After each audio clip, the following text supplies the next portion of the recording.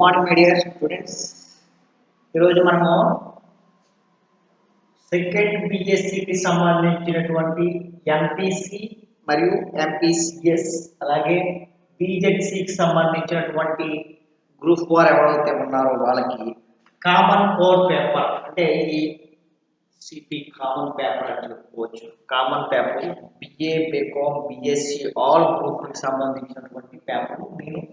మనం చెప్పుకునేది ఏంటంటే బిఎస్సికి అలాగే ఎంపీసీ ఎంపీసీఎస్ బీజెడ్సీకి సంబంధించి మనం చెప్పుకుంటాం. ఈ యొక్క పేపర్ పేరు ఏంటంటే ఈపీఎస్ ఎంటర్‌ప్రెన్యూర్‌షిప్ అనేది ఈ పేపర్ యొక్క పేరు. సెకండ్ ఇంట్లో ఉన్న ఫోర్త్ సెమ్కి సంబంధించినటువంటి సిలబస్. అలాగే ఆల్రెడీ నేను చెప్పుకోవడం జరిగింది. ఇందులో వ్యాపారం అంటే ఏంటి, వ్యాపారం ఎలా స్టార్ట్ చేయాలి, వ్యాపారాన్ని ఏ విధంగా నమోదు చేసుకోవాలి, అలాగే ఎంటర్‌ప్రెన్యూర్ అంటే ఏంటి, ఈ అర్థాలన్నిటితో పాటు ఫస్ట్ యూనిట్లో వివరించుకోవడం జరిగింది. ఇక రెండో యూనిట్లో మనం చెప్పుకోవాల్సింది ఏంటంటే వ్యాపార ఆలోచనలు ఆవిర్భావం అనే అంశాన్ని మనం జనరేషన్ ఆఫ్ ఐడియాస్ అనేది జనరేషన్ ఆఫ్ బిజినెస్ ఐడియాస్ అనేది ఈ యూనిట్లో ప్రధాన అంశంగా మనం తీసుకోవడం జరిగింది. అందులో భాగంగా నిన్న ఆ యొక్క 3 అంశాలని మనము చర్చించుకోవడం జరిగింది. ఆ తర్వాత మిగిలినటువంటి కొన్ని అంశాలను ఈరోజు మనం చర్చించుకోవడం జరుగుతుంది. అదేంటంటే దిగుమతులు ఎగుమతులు ఏ విధంగా ఉండాలి అనే అంశంతో పాటు ఆ యొక్క ఆర్థిక సంస్థల యొక్క విధి విధానాలు ఏ రకంగా ఉండాలి మన ఎంటర్‌ప్రెన్యూర్‌షిప్ మీద అనే అంశాలతో పాటు ఆ వనరుల యొక్క లభ్యత కూడా ఈ ఎంటర్‌ప్రెన్యూర్ యొక్క ఆలోచనలు ఆధారపడి ఉంటాయనే విషయాన్ని కూడా మనం చర్చించుకోవాలి.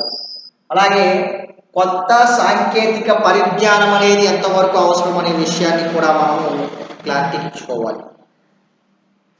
దాంతోపాటు వినియోగదారుల యొక్క అవసరాలు అనే విషయాన్ని కూడా మనం దృష్టిలో పెట్టుకుని ఈ యొక్క కొత్త వ్యాపార ఆలోచన ఆవిర్భావం అనే అంశంలో మనం క్షుణ్ణంగా అధ్యయనం చేయాలి.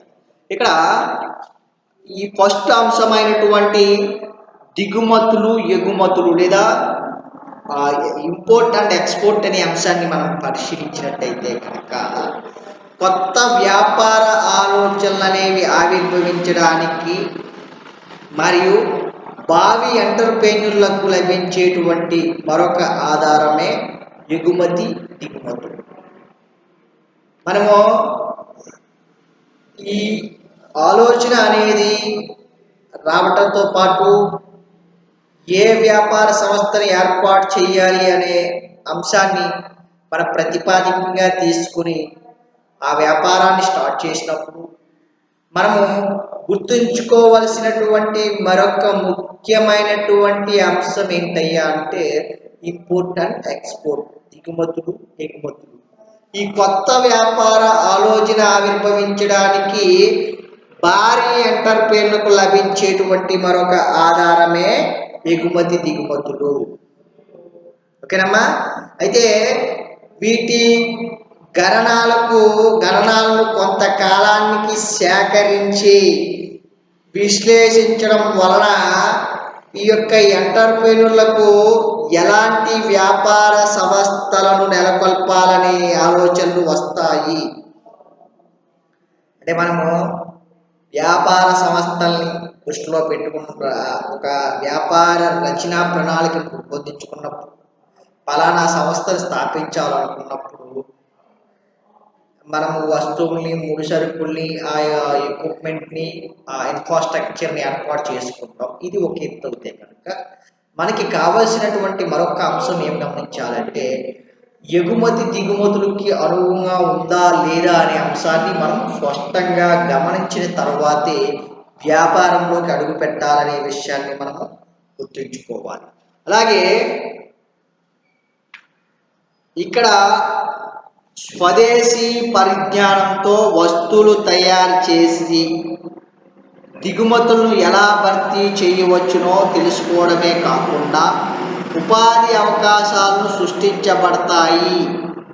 అలాగే ఉపాధి అవకాశాలు సృష్టించబడతాయి. చేయూతనిచ్చేటువంటి ఇతర పరిశ్రమలకు కూడా మార్కెట్ను కల్పిస్తుంది.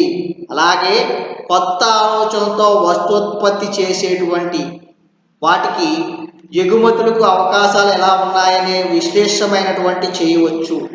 ఈ విధంగా భావి ఎంటర్‌ప్రెన్యూర్‌లకు ఒక దేశం ఎగుమతులను దిగుమతులను విశ్లేషించడం వల్ల ఎలాంటి వ్యాపారం చేయాలనే ఒక సూచనలు మార్గదర్శకాలు పొందడమే కాకుండా కొత్త ఆలోచన అమల్లో ఉన్నటువంటి సాధక బాధకాలను వ్యాపార అవకాశాలుగా తెలుసుకోగలుగుతాయనే విషయాన్ని మనం గుర్తుంచుకోవాలి. అంటే ఈ ఎంటర్‌ప్రెన్యూర్‌లో మనం కొత్తగా ఆలోచన చేసి వ్యాపారం పెట్టుకోవాలనుకున్నప్పుడు ఈ ఎగుమతి దిగుమతులు అనేవి ఏ విధంగా మన మీద ప్రభావం చూపెడతాయి అంటే, ఒక రకంగా చెప్పుకోవాలంటే వ్యవస్థ అభివృద్ధిలో ఈ ఎగుమతి దిగుమతుల యొక్క పాత్ర ఒక ముఖ్యమైనటువంటి పాత్ర అనేసి మనం చెప్పుకోవచ్చు. ఎందుకంటే మనకి రా మెటీరియల్స్ అనేవి ఒకే చాటున దొరుకుతాయి అనేది చాలా కష్టసాధ్యమైనటువంటి అంశం. అంటే విదేశాల నుంచి కూడా రా మెటీరియల్ని మనం దిగుమతి చేసుకోవాల్సినటువంటి పరిస్థితి. అలాగే విదేశాల నుంచి కొన్ని ముఖ్యమైనటువంటి వస్తువుల్ని కూడా దిగుమతి చేసుకుని అప్పుడు మనము ఇక్కడ ఒక వస్తువుని తయారు చేయడానికి ఆస్కారం. అలాగే ఇక్కడ మనం తయారు చేసినటువంటి వస్తువులను కూడా విదేశాల మార్కెట్లో అమ్మడానికి ఆస్కారం. ఈ విధంగా ఆధ్యాత్మము కూడా ఈ యొక్క ఎగుమతి దిగుమతులు అనేవి ఈ యొక్క ఎంటర్‌ప్రెన్యూర్ మీద అధిక ప్రభావం చూపుతుంది అనే విషయాన్ని మనము గుర్తుంచుకోవాలి. ఈ కొత్త ఆలోచనలు అమల్లో ఉన్నటువంటి సాధక బాధక వ్యాపార అవకాశాలు తెలుసుకోగలుగుతారు. అంటే విదేశంలో ఏ యొక్క వస్తువు యొక్క డిమాండ్ అధికంగా ఉంది, భారతదేశంలో పలానా వస్తువుకి డిమాండ్ ఉంది, ఈ డిమాండ్ గల వస్తువు అమెరికాలో దొరుకుతుంది. అప్పుడు మనం ఏం చేస్తామంటే అమెరికా నుంచి ఆ వస్తువుల్ని దిగుమతి చేసుకుని మనం అమ్మడం, లేదా ఆ వస్తువులకు సంబంధించినటువంటి రా మెటీరియల్స్ని అక్కడి నుంచి ఇక్కడికి దిగుమతి చేసుకుని మన ఫ్యాక్టరీలో తయారు చేసుకుని మనం అమ్మడం. లేదంటే ఇంకొక విదేశాల్లో కనుక అధిక గిరాకీ ఉంటే ఆ రా మెటీరియల్ తీసుకొచ్చి మనం తయారు చేసి ఇంకొక దేశానికి ఎగుమతి చేయడం. ఈ విధమైనటువంటి ప్రాసెస్ అంతా కూడా ఈ ఎగుమతి దిగుమతి మీద ఆధారపడుతుంది అనే విషయాన్ని మనము గుర్తుంచుకోవాల్సినటువంటి అవసరం ఎంతైనా ఉంది. ఓకేనమ్మా? అలాగే ఆర్థిక సంస్థలు అనే అంశాన్ని మనం పరిశీలించినట్లయితే కనుక ఈ యొక్క ఎంటర్‌ప్రెన్యూర్ మీద లేదంటే ఈ యొక్క వ్యాపార ఆలోచనలు ఆవిర్భావం మీద ఆర్థిక సంస్థలు ఏ విధంగా తమ యొక్క ప్రభావాన్ని చూపుతాయని చెప్పేసి మనం పరిశీలించినట్లయితే కనుక వివిధ రకాల ఆర్థిక సంస్థల్ని మనం పరిశీలించినట్లయితే కనుక కొత్త ఆలోచనలు ఆవిర్భావముకు ఉపయోగకరంగా ఉంటాయి అనేది మనము తెలుసుకోవాలి. స్టేట్ ఫైనాన్స్ కార్పొరేషన్ ఎస్ఎఫ్సి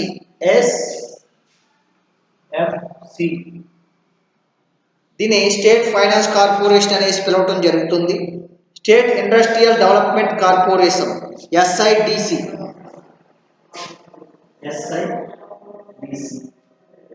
ఓకేనమ్మా.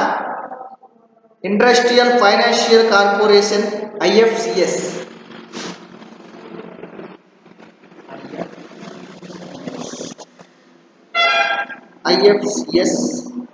మరియు ఇతర అభివృద్ధి ఏజెన్సీలు క్రమానుగతంగా సాధ్యత అధ్యయనాలు ఫెసిబిలిటీస్ మనం స్టడీ చేసినట్టయితే కనుక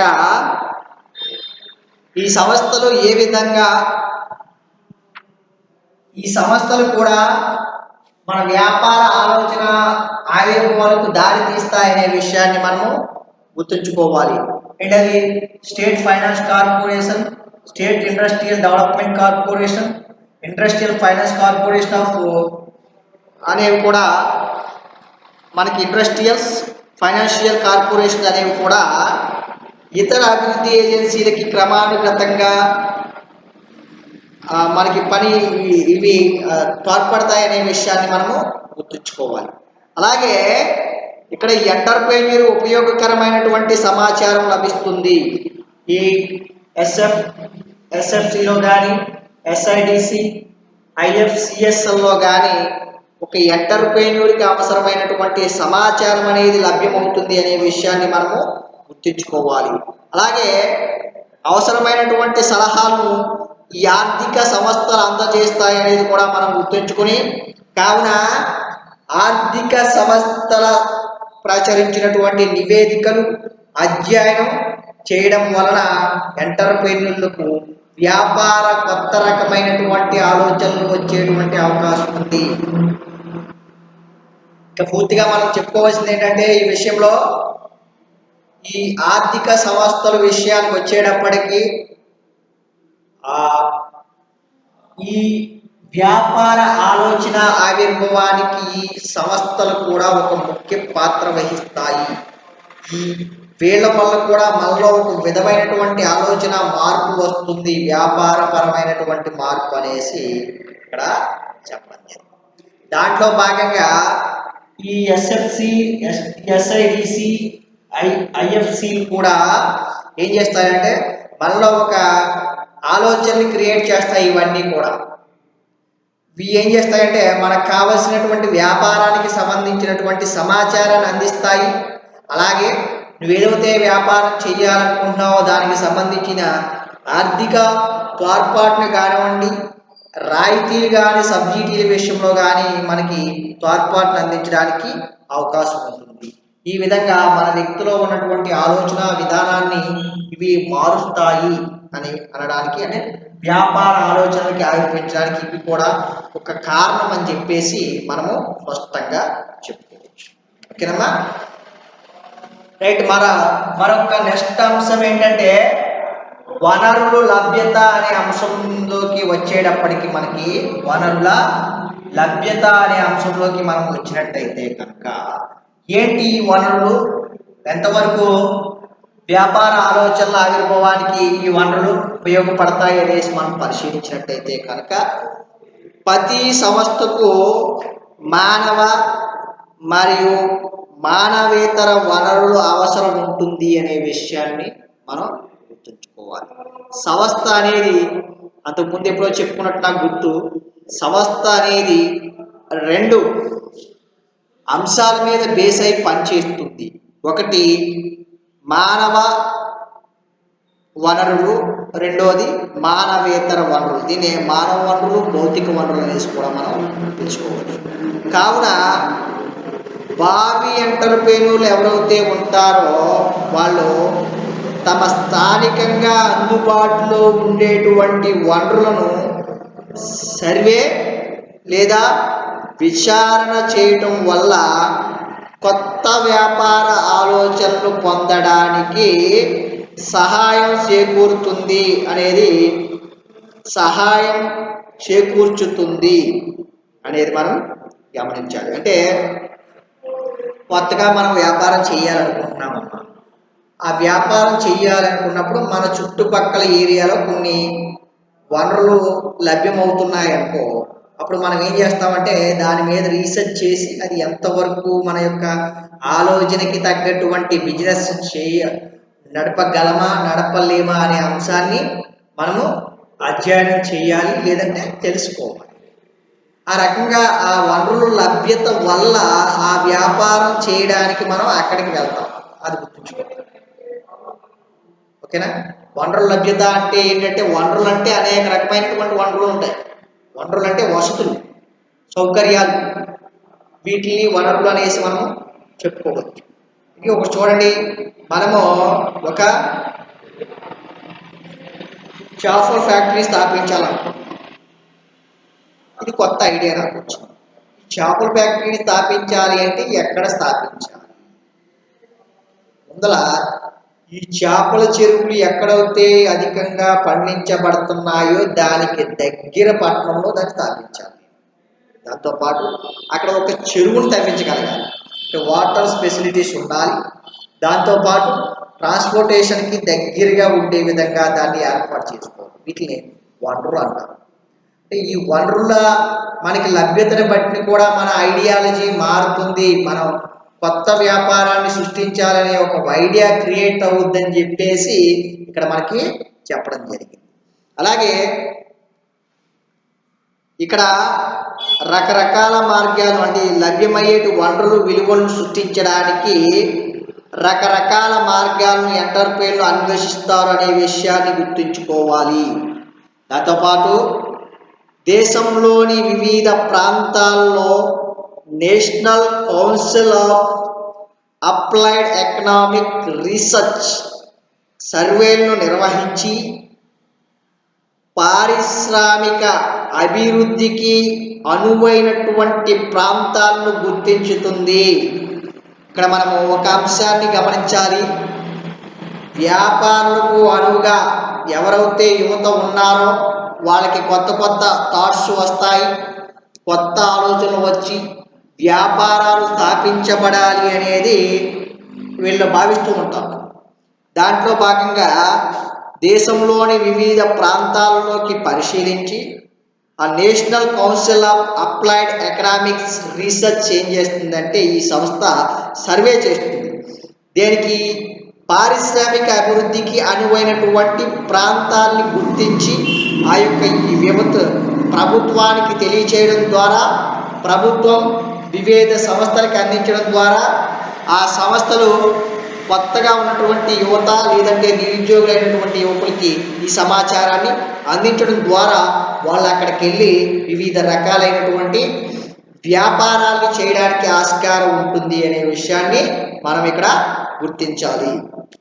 అలాగే ఈ సంస్థ ప్రచురించేటువంటి నివేదికలు కానీ ఈ నివేదికలు భావి ఎంటర్ప్రైనర్లకు ఒక కొత్త ఆలోచనలు చేయడంలో చేయూతనిస్తాయనే విషయాన్ని కూడా మనము గుర్తుంచుకోవాలి.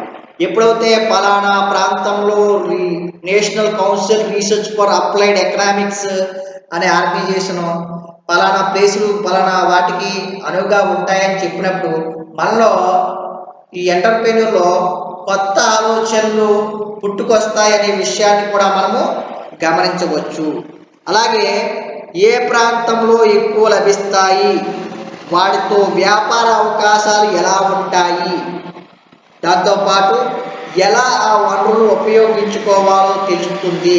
కాబట్టి కొత్త వ్యాపార ఆలోచనలు సులభంగా ఆవిర్భవిస్తాయి అనే విషయాన్ని మనము ఇక్కడ తెలుసుకోవాలి. ఓకేనమ్మా? ఇలాగా ఈ యొక్క వనరుల లభ్యత అనేది కూడా మన యొక్క వ్యాపార ఆలోచన ఆవిర్భవానికి దారి తీస్తుంది అనే విషయాన్ని మనము గుర్తించుకోవాలి. వనరులను బట్టే వ్యాపారాలు అనేవి ఏర్పాటు చేయబడతాయి. వనరుల లభ్యత ఉన్న కాడికే ఈ యొక్క కంపెనీలు అనేవి తరలి వెళ్తాయనే విషయాన్ని కూడా గుర్తుంచుకోవాలి. ఉదాహరణకి చూడండి, మన ఆంధ్ర రాష్ట్రాన్ని మనం పరిశీలించినట్టయితే ఆ రాయలసీమ ఏరియాల్లోకి కంపెనీలు వెళ్ళడం అనేది చాలా కష్టం. ఎప్పటికీ చేరుకుంది. ఎప్పుడో 1953-56 సంవత్సరంలో ఆంధ్ర రాష్ట్రం ఏర్పడితే ప్రభుత్వాలు ఎన్నో వెసులుబాట్లు కల్పించినా ఆ రాయలసీమ ఏరియాలో కంపెనీలు స్థాపించడం అనేది చాలా కష్టసాధ్యమైనటువంటి అంశం. కంపెనీలన్నీ ఎక్కడ స్థాపించబడుతున్నాయంటే కోస్తా ఆంధ్రాలో ఈ యొక్క కంపెనీల్ని ఎస్టాబ్లిష్ చేయడం జరుగుతుంది. అంటే ఆ విశాఖపట్నము, తిరుపతి, అలాగే మన విజయవాడ ఈ యొక్క మెయిన్ సిటీస్లో కంపెనీలు ఏర్పాటు చేసుకోవడానికి అనుకూలంగా ఉంటుంది. ఎందుకంటే ఉదాహరణ చూడండి, ఇప్పుడు మనకి ఒక రకంగా చెప్పుకోవాలంటే విశాఖపట్నము ఆంధ్రప్రదేశ్కి ఒక పారిశ్రామిక రంగంగా గుర్తింపు పొందింది. దానికి గల కారణం ఏంటంటే వనరుల లభ్యత. స్పష్టమైనటువంటి ఒక ట్రాన్స్పోర్టింగ్ ఉంది. రోడ్డు రవాణా వ్యవస్థ విషయంలో కానివ్వండి, ఎగుమతి దిగుమతి విషయంలో అంటే రైలు ద్వారా కానివ్వండి, ఆ యొక్క లారీల ద్వారా కానివ్వండి, విమానాల ద్వారా కానివ్వండి, ఓడల ద్వారా కానివ్వండి వ్యాపారం చేయడానికి ఒక కెపాసిటీ అనేది అక్కడ ఏర్పడింది. హిందుస్థాన్ షిప్ యార్డ్ ఉంది, పెద్ద రైల్వే జంక్షన్ ఉంది, అలాగే ఒక ఎయిర్పోర్ట్లు ఉన్నాయి. దీంతో పాటు అక్కడ వాటర్ ఫెసిలిటీస్ చుట్టుపక్కల కూడా ఆ సముద్రం ఉంది కాబట్టి ఆ వాటర్ ఫెసిలిటీస్ కూడా ఉన్నాయి. ఇక్కడ వ్యాపారం చేయడం, ఈ వనరులన్నీ ఉండడం వల్ల ఆ బిజినెస్ అనేది ఎక్కువగా ఈ ప్రాంతంలో జరగడానికి ఆస్కారం. ఇలాగా ఈ వనరుల లభ్యతని దృష్టిలో పెట్టుకుని కూడా వ్యాపార ఆలోచనలు ఆవిర్భవిస్తాయి అనే విషయాన్ని మనము స్పష్టంగా ఇక్కడ తెలుసుకోవచ్చు. ఓకేనమ్మా. అలాగే మనము మరొక అంశమైనటువంటి ఈ యొక్క ఆర్థిక మరియు సామాజిక మార్పులు అనే అంశం కూడా వ్యాపార ఆలోచనలు ఆవిర్భవించడానికి కారణమవుతాయనే విషయాన్ని కూడా మనము తెలుసుకోవాలి. ఏ విధంగా ఆర్థిక సామాజిక మార్పులు మనకి వ్యాపార రంగంలో ఉన్నటువంటి ఆలోచనలు ఆవిర్భవిస్తాయి అంటే కనుక భావి ఎంటర్‌ప్రెన్యూర్‌లకు కొత్త వ్యాపార ఆలోచనలు రావడానికి దేశంలోని ఆర్థిక సామాజిక మార్పులు అధ్యయనం కూడా ఉపయోగపడుతుంది అనే విషయాన్ని మనం తెలుసుకోవాలి. ఎందుకంటే మారుతున్నటువంటి కుటుంబ విధానాలు, అలాగే పెరుగుతున్నటువంటి స్వతంత్ర కుటుంబాలు, దాంతోపాటు వాటి యొక్క ఆదాయ స్థాయిలతో పాటు వినియోగ అలవాట్లు, కుటుంబ సభ్యుల యొక్క అవసరాలు, వాళ్ళ యొక్క కోరికలు మొదలగు వివరాలను బట్టి ఎంటర్‌ప్రెన్యూర్‌ల యొక్క కొత్త వ్యాపార భావం అనేది ఆవిర్భవింపజేస్తాయి అనే విషయాన్ని మనము గుర్తుంచుకోవాలి. అంటే ఇక్కడ మనము ఈ అంశాన్ని పరిశీలించినట్టయితే కనుక భావి ఎంటర్‌ప్రెన్యూర్‌లు అందరూ కూడా వ్యాపార ఆలోచనలు రావడానికి దేశంలో చోటు చేసుకునేటువంటి ఆర్థిక సామాజిక మార్పులు అధ్యయనం చేయడం వల్ల కూడా ఈ యొక్క వ్యాపార ఆలోచనలు అనేవి మనకి రావటానికి ఆస్కారం ఉంటుంది అనేసి చెప్పడం జరుగుతుంది. ఎందుకంటే ఆచారాలని, సాంప్రదాయాలను పెద్దలు పెట్టినటువంటి వ్యాపారాలని మనము నడపడం అనేది ఈనాటి ఆధునిక కాలంలో చాలా కష్టసాధ్యమైనటువంటి పని. ఎందుకంటే ఇదివరకు మనకి కుటుంబ వ్యవస్థలు ఉండేవి. ఇక్కడ మారుతున్నటువంటి కుటుంబ విధానాలు, అలాగే పెరుగుతున్నటువంటి స్వతంత్ర కుటుంబాల్ని మరియు వాటి యొక్క ఆదాయ స్థాయిని బట్టి, వినియోగం బట్టి, అలవాట్లను బట్టి, అలాగే కుటుంబ సభ్యుల యొక్క అవసరాలని బట్టి మరియు కోరికల్ని దృష్టిలో ఉంచి మనం బిజినెస్ చెయ్యాలి. మనిషి యొక్క అవసరాలు అనేవి నేటి కాలంలో చాలా ఫాస్ట్గా మారిపోతున్నాయి. అవసరాలు ఎక్కువైపోయినాయి మనుషులకి. వాళ్ళకి అనుగుణంగా మనం వస్తువుల్ని తయారు చేయవలసినటువంటి అవసరం ఉంది. అవసరాలు చాలా పెరిగిపోయినాయి. ఈనాటి ఆధునిక యుగంలో చూసుకున్నట్టయితే కొత్త అవసరాలన్నీ కూడా పుట్టుకొస్తున్నాయి. ఎప్పుడైతే ఆదాయం అనేది పెరుగుతూ వస్తుందో అప్పుడు మనిషి యొక్క అవసరాలు అనేవి పెరుగుతూ వస్తాయి అని ఎకనామికల్ ప్రిన్సిపల్స్ మనం గుర్తుంచుకోవాలి. ఓకేనమ్మా. అంటే మనిషి యొక్క ఆదాయం పెరగడం ద్వారానే మనిషి యొక్క అవసరాలు అనేవి పెరుగుతాయి అనేది మనం గుర్తుంచుకున్నట్టయితే కనుక ఈ బిజినెస్ ఐడియాలు అనేవి ఆటోమేటిక్గా మనకి రావడం. ఇలాగా ఈ యొక్క అంశాలన్నింటినీ కుటుంబ విషయాలు, కుటుంబ ఆదాయ స్థాయి, కుటుంబ అవసరాలు, కుటుంబ కోరికలు, వ్యక్తుల యొక్క విధానాలను అన్నింటినీ కూడా మనం దృష్టిలో పెట్టుకోవడం ద్వారా ఈ యొక్క ఆర్థిక సామాజిక మార్పులను కూడా మనం పరిశీలించడం ద్వారా మనకి ఈ యొక్క వ్యాపార ఆలోచనలు ఆవిర్భవం అనేవి జరుగుతాయి అనే విషయాన్ని తెలుసుకోవాలి. ఓకేనా. అలాగే ఈ ఈ కావున ఎప్పుడైతే కొత్త వ్యాపార భావాలు ఆవిర్భింపజేస్తాయి అనే విషయాన్ని తెలుసుకున్న తర్వాత కావున ఎంటర్‌ప్రెన్యూర్‌లు ఏ ప్రాంతంలో అయితే వ్యాపార సంస్థను నెలకొల్పాలనుకుంటున్నారో ఆ ప్రాంతంలో నెలకొని ఉన్న ఆర్థిక సామాజిక మార్పులను అధ్యయనం చేయాల్సి ఉంటుంది. అంటే మనము ఏ యొక్క ప్రాంతంలో అయితే వ్యాపారాన్ని నిర్వహించబడాలి అనుకుంటున్నామో ఆ యొక్క ప్రాంతంలో ఉన్నటువంటి ఆర్థిక సామాజిక మార్పులను అధ్యయనం చేయవలసి ఉంటుంది. దీని వలన తనకు సరైనటువంటి వ్యాపార ఆలోచనలు ఉద్భవిస్తాయి. వీటిని అమలుపరచడం వల్ల ఆశించినటువంటి ఫలితాలు కూడా పొందగలుగుతారనే విషయాన్ని మనము స్పష్టంగా తెలుసుకోవాలి. ఓకేనమ్మా?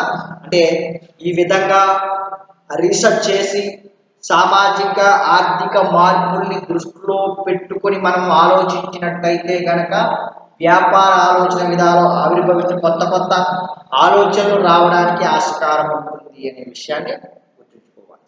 దాంతోపాటు ఇక్కడ కొత్త సాంకేతిక పరిజ్ఞానము అనే అంశాన్ని కూడా మనము అంటే కొత్త న్యూ టెక్నాలజీని దృష్టిలో పెట్టుకున్నట్టే కొత్త సాంకేతిక పరిజ్ఞానాన్ని కూడా మనం పరిశీలించినట్టయితే ఇది కూడా మన యొక్క వ్యాపార ఆలోచన ఆవిర్భావానికి కారణం అనేది మనము చెప్పుకోవచ్చు. అంటే కొత్త థాట్స్ వస్తాయి దీన్ని కూడా దృష్టిలో పెట్టుకుంటే. అదేంటంటే ఈ యొక్క ఆధునిక ప్రపంచంలోని సాంకేతిక పరిజ్ఞానం చాలా వేగంగా మారుతుంది అనే విషయాన్ని మనం గుర్తుంచుకోవాలి. ఈనాటి ఈ ఆధునిక ప్రపంచాన్ని మనం పరిశీలించినట్టయితే కనుక ఈ యొక్క సాంకేతిక పరిజ్ఞానం అనేది చాలా వేగంగా మారుతుంది. మారుతున్నటువంటి సాంకేతిక పరిజ్ఞానం వలన ప్రస్తుత వ్యాపారం చేస్తున్నటువంటి ఎంటర్‌ప్రెన్యూర్‌లకు మరియు భావి ఎంటర్‌ప్రెన్యూర్‌లకు కొత్త వ్యాపార ఆలోచనలు అనేవి వస్తున్నాయనే విషయాన్ని కూడా మనము గుర్తుంచుకోవాలి. ఇక్కడ నేటి ఆధునిక ప్రపంచంలో మార్పు అనేది చాలా త్వరగా వస్తుంది. అది మనం ఫేస్ చేసుకోవాలి. అలాగే ఈ ఆధునిక ప్రపంచానికి సరిపడా అందుకోగలటువంటి వ్యాపారాన్ని మనం చేయగలగాలి. టెక్నాలజీ మారిపోతుంది. మనం చూసాం.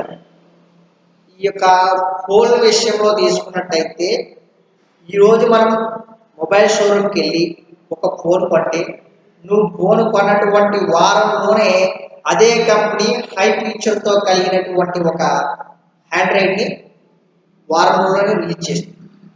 అంటే ఈ పోటీ అనేది ఈ ఆధునిక వ్యవస్థలో చాలా తీవ్రంగా ఉంది.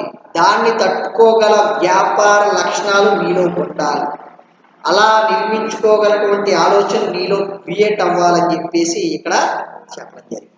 అలాగే మనము ఇక్కడ council of scientific and industrial research CSIR council of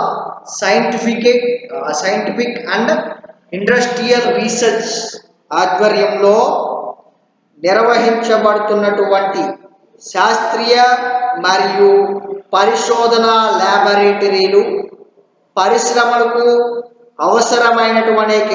అవసరమైనటువంటి అనేక కొత్త ఉత్పత్తి ప్రక్రియలను అవసరమైనటువంటి సాంకేతిక పరిజ్ఞానాన్ని అభివృద్ధి పరుస్తున్నారు అనే విషయాన్ని మనం గుర్తించుకోవాలి. అంటే CSIR అనే ఒక సంస్థ ఏం చేస్తుందంటే దీనికి అనుగుణంగా అంటే మార్పుకు అనుగుణంగా ఉన్నటువంటి శాస్త్రీయ మరియు పరిశోధన ల్యాబొరేటరీ పరిశ్రమలకు అనువైనటువంటి అనేక కొత్త ఉత్పత్తుల్ని ప్రక్రియలను అవసరమైనటువంటి సాంకేతిక పరిజ్ఞానాన్ని కూడా ఈ యొక్క అభివృద్ధి సంస్థ చేకూరుస్తుంది. దాంతోపాటు CSIR యొక్క కృషి వలన ఎంటర్‌ప్రెన్యూర్‌లకు కొత్త వ్యాపార ఆలోచనలు పొందడానికి అవకాశం కలుగుతుంది అనే విషయాన్ని మనం గమనించాలి. ఎప్పుడైతే వీళ్ళు రీసెర్చ్ చేసి ల్యాబొరేటరీని ఏర్పాటు చేసి బిజినెస్ ఏ విధమైనటువంటి బిజినెస్ చెయ్యాలి, ఈ సాంకేతిక పరమైన అభివృద్ధి చెందుతున్నారు కాబట్టి సాంకేతిక పరిజ్ఞానానికి అనుగుణంగా ఉన్నటువంటి బిజినెస్ ఏంటి అనే విషయాన్ని అంతా కూడా వీళ్ళు ఏం చేస్తున్నారంటే రీసెర్చ్ చేసి కొత్త ఎంటర్ప్రైనర్లు కొత్త వ్యాపార ఆలోచనలకు సిఐఎస్ఆర్ అందించేటువంటి సాంకేతిక పరిజ్ఞాన సమాచారం లాభదాయకంగా ఉంటుంది అనే విషయాన్ని మనకి చెప్పండి.